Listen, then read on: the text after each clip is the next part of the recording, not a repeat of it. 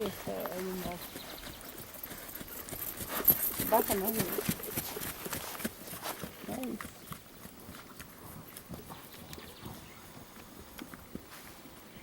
Como é que ele acomodou? Meu avô vai parar na internet. Você tá vendo quando você prende na rede? É. A diferença dele?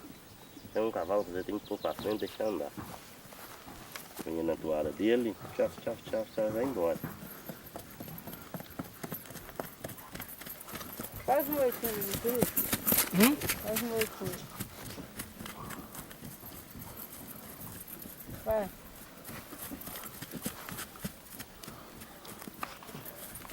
Tá muito legal. Pode soltar. Solta a rede. A mulher sabe mais do que o marido. Toma, Paulo, seu celular. Vamos soltar a rede. Eu vou soltar pra... Aí.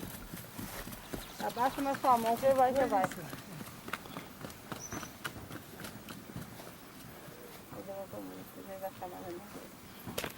E você tem que ser com o tempo, porque ele, por exemplo, se a gente for falar com ele muitas vezes, ele fica nervoso. Ah, é, ô Turibe. Tira a chave. A chave tá balançando, talvez. Joga ela aqui. Não joga não, não joga não. Ó. Ah, o homem é peão experiente.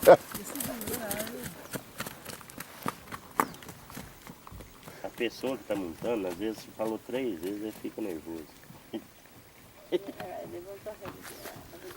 Baixa a rede. Ramon, é turismo?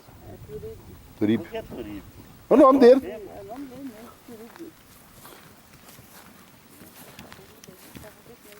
Esse cavalo, depois que ele está prontinho, vai ser um cavalo muito bom, viu, Ed? Vai, bonito, né? Bonito. E beleza ele tem.